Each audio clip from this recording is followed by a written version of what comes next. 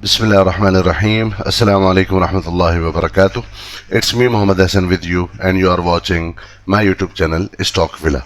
आज की इस वीडियो में हम डिस्कस करते हैं KC 100 इंडेक्स के आज के मूव के हवाले से।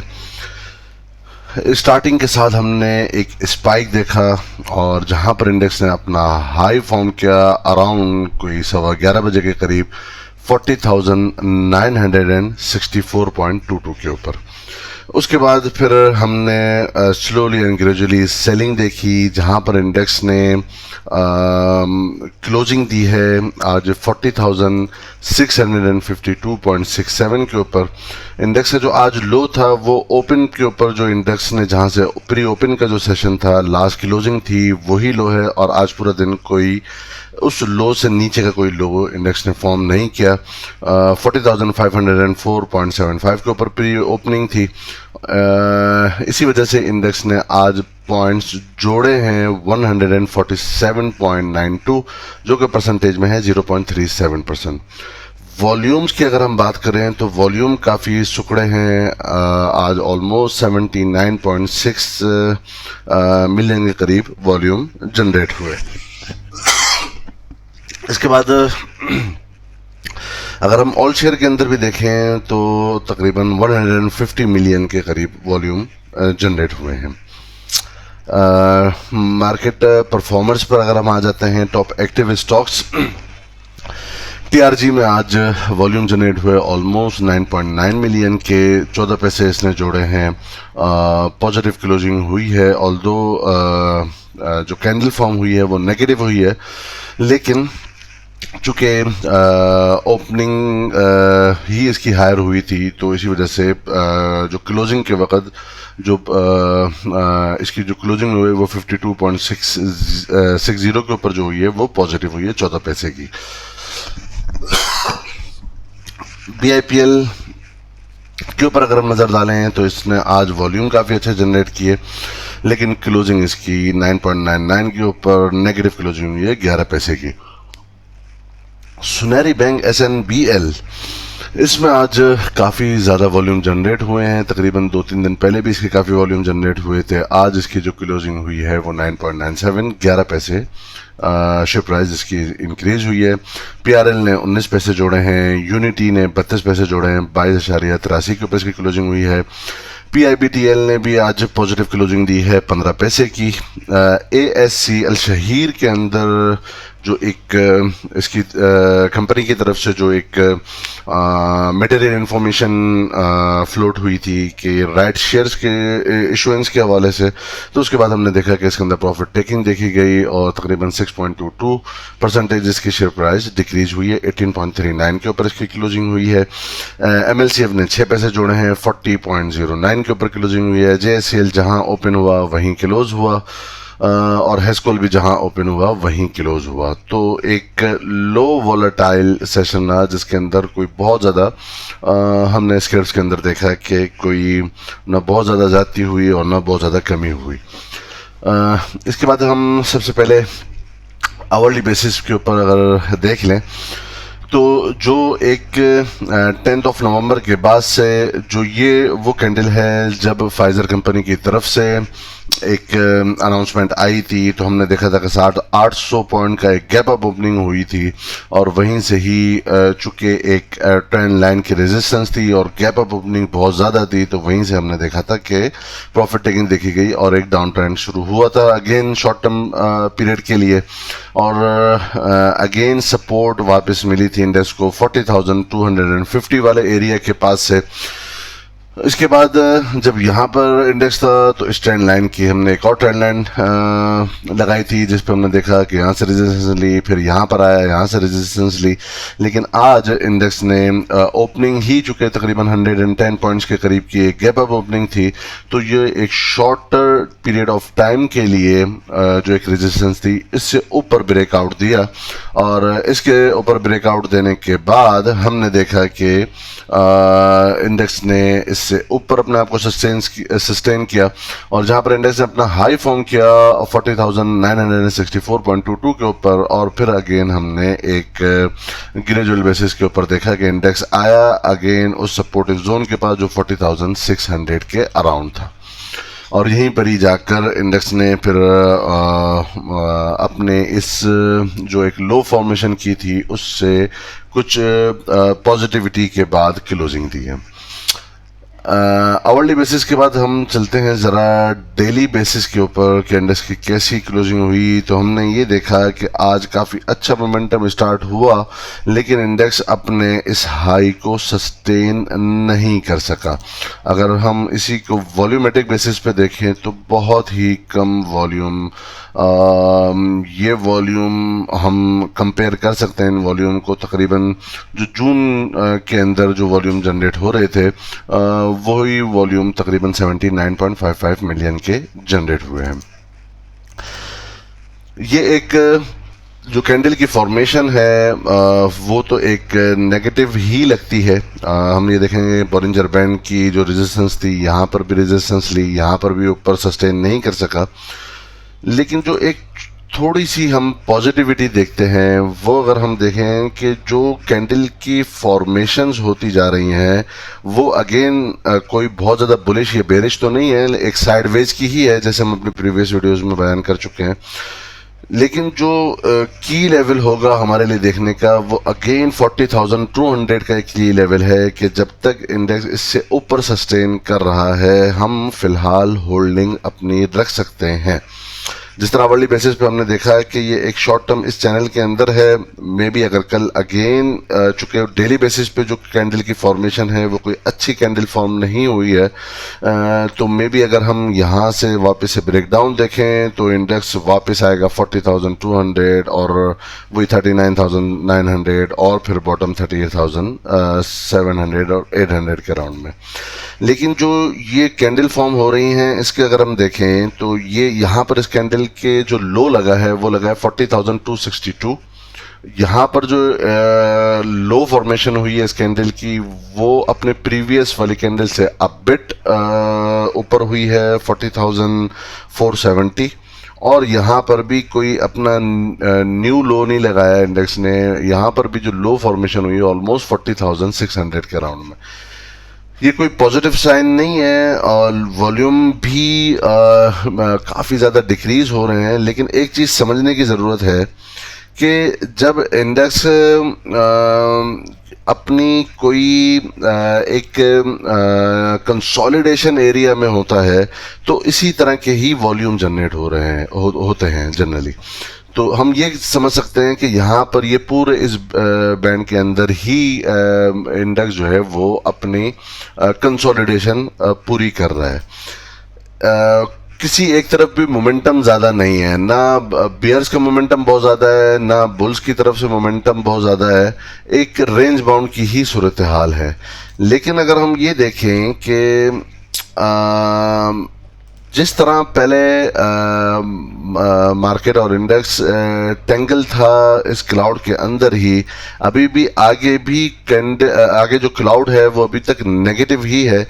लेकिन अगर इंडेक्स इसी से ऊपर अपने आप को सस्टेन करता ही रहता है और 40,200 का लेवल ब्रेक नहीं करता तो आहिस्ता आहिस्ता हम ये देखेंगे कि यहाँ पर एक छोटा सा एक बुलिश क्लाउड भी फॉर्म हो सकता है।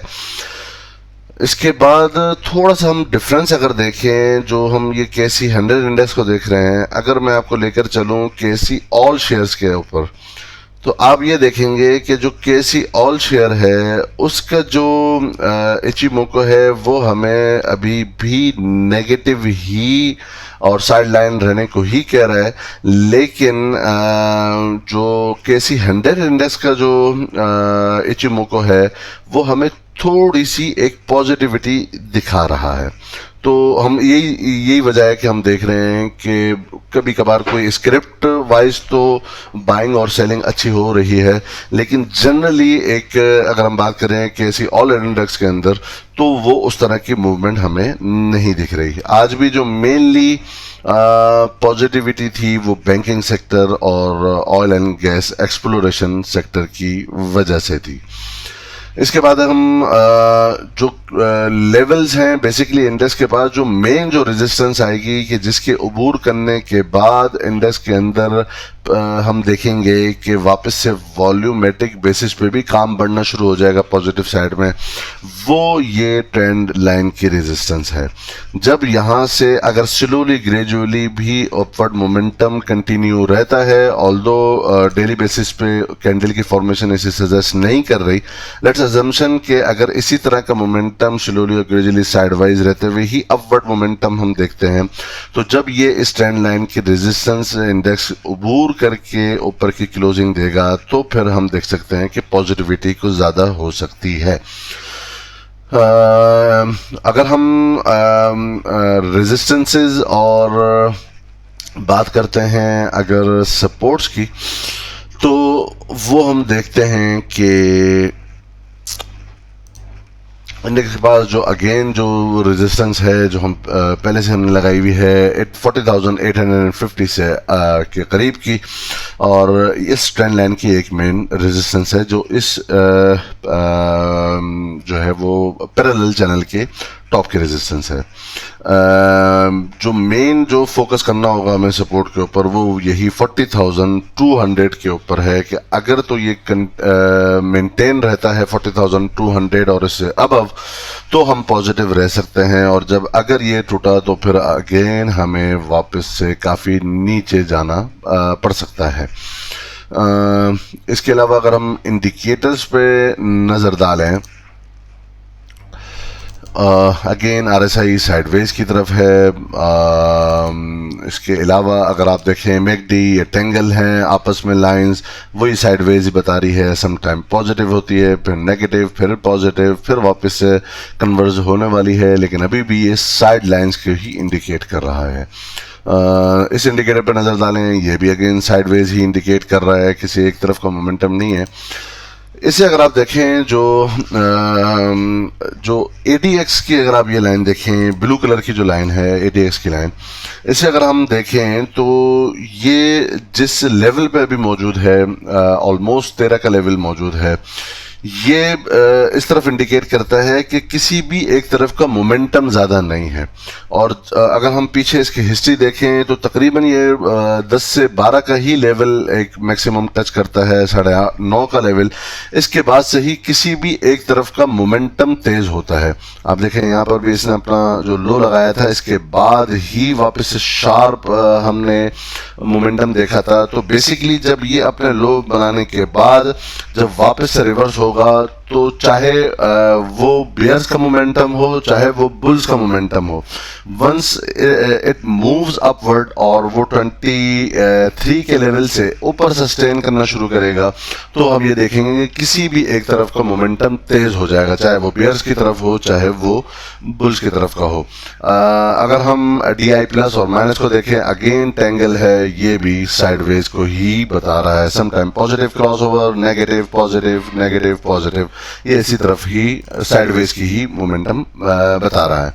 SMI इंडिकेटर स्टॉकिस्टिक को अगर हम देखें तो इस पे हमें अगेन वही साइडवेज है, आज फिर वापस से पॉजिटिव क्रॉसओवर है, लेकिन कोई ये इसकी कोई क्लियर डायरेक्शन वाज़ेह नहीं है। एक और अहम चीज़ जो हम देखना चाहेंगे वो है एवरेज टू रेंज। अगर आप इस इंडिकेटर को देखें तो जो पहले एक बहुत ज़्यादा वॉलेटिलिटी थी मार्केट में, जिस तरह आप ये देखें कि यहाँ पर तकरीबन कोई 800 पॉइंट के करीब मौजूद था 796 के ऊपर 3 नवंबर को, वो आहिस्ता आहिस्ता डिक्रीज होकर आज इसकी जो रेंज आ गई है वो 653 के ऊपर आ गई है। इसका मतलब ये है कि अब ये बता रहा है कि मार्केट एक अभी फिलहाल लो वोलेटाइल सेशंस के ऊपर जा रही है, जिसके अंदर जो मैक्सिमम से मैक्सिमम एक दिन के अंदर जो मूव अगर हमें दिखती भी है तो वो ऑलमोस्ट कोई 650 पॉइंट की दिखती है। ये भी हमें एक साइडवेज की ही मूव अभी फिलहाल बता रहा है। तो ऑल टुगेदर हम फिलहाल यही कह सकते हैं कि एक साइडवेज है, थोड़ी सी पॉजिटिविटी है जब तक कि ये 40,200 का लेवल सस्टेन है, और अगर ये सस्टेन नहीं होगा तो फिर हम वापस से एक सेल ऑफ अगेन देख सकते हैं।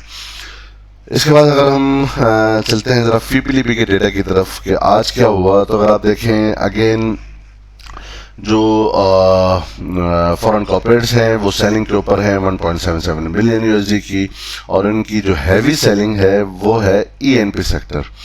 लीपी साइड पे अगर हम देखते हैं तो इंडिविजुअल्स आज सेलिंग साइड पर है 1.47 मिलियन यूएसडी की। इनका जो मैक्सिमम पोर्शन सेलिंग का रहा वो अदर सेक्टर्स रहे। इसके बाद अगर हम देखते हैं सेलिंग पे और कौन रहे, तो सिर्फ बैंक्स ने छोटी सी सेलिंग की है 0.35 मिलियन की, और ब्रोकर्स ने 0.35 मिलियन यूएसडी की। बाइंग साइड पर अगर हम देखें तो कंपनीज बाइंग साइड पर हैं 1.08 मिलियन यूएसडी की। इसके अलावा म्यूचुअल फंड आज बाइंग साइड पर है नेट 1.38 मिलियन यूएसडी की। लेकिन अगर आप इनके सेक्टर देखें म्यूचुअल फंड का, तो जो मैक्सिमम इनका जो पोर्शन रहा आज वो ईएनपी सेक्टर रहा। जो नेट इनकी बाइंग थी 1.38 मिलियन की, उनमें से जो 1.39 मिलियन यूएसडी की जो बाइंग है वो ईएनपी सेक्टर के अंदर रही। बाकी अदर सेक्टर के अंदर आप देखेंगे तो या तो काम नहीं हुआ, बैंक्स के अंदर कोई बैंक्स नेट जीरो है, पावर जीरो है, ओएमसी के अंदर छोटी सी सेलिंग है, फर्टिलाइजर में छोटी सी सेलिंग है, सीमेंट के अंदर छोटी सी सेलिंग है, और थोड़ी सी बाइंग है 0.24 मिलियन की अदर सेक्टर के अंदर। तो इनका मैक्सिमम जो पोर्शन है वो ईएनपी सेक्टर के अंदर है। अदर ऑर्गेनाइजेशन ने आज छोटी सी नेट बाइंग की है 0.37 की, और इंश्योरेंस अगेन बाइंग साइड पर है 1.30 मिलियन यूएसडी की, और इनका अगेन जो मैक्सिमम पोर्शन है वो सीमेंट ही सेक्टर है, और छोटी और जो अगेन इनकी जो बाइंग है वो अदर सेक्टर के अंदर है। तो एक मिला जुला ही रुझान है। म्यूचुअल फंड सिर्फ ईएनपी सेक्टर को फोकस किया हुआ है, चूंकि इंटरनेशनल क्रूड ऑयल के ऊपर के अंदर पॉजिटिविटी आई है, जो कोविड की एक और वैक्सीन की जो एक न्यूज़ आई थी, एक और कंपनी ने जो वैक्सीन की जो ट्रायल था वो सक्सेसफुली कंप्लीट किया। उसके बाद से हमने देखा है कि इंटरनेशनल क्रूड ऑयल वापस से बढ़ा और गोल्ड के अंदर थोड़ी सेलिंग आई, लेकिन अभी वो उस तरह की बाइंग रूट के अंदर नहीं आई जिस तरह के फाइजर कंपनी की तरफ से वैक्सीनेशन की न्यूज़ के ऊपर आई थी। सो इट्स ऑल अबाउट जो हमने अभी डिस्कस किया। होपफुली आपको ये वीडियो पसंद आई होगी। पसंद आई है तो लाइक कीजिए, चैनल को सब्सक्राइब कर लीजिए, और बेल आइकन पर ज़रूर क्लिक कर लीजिए। अपना बहुत बहुत ख्याल रखिएगा, और हमारे इस चैनल का भी।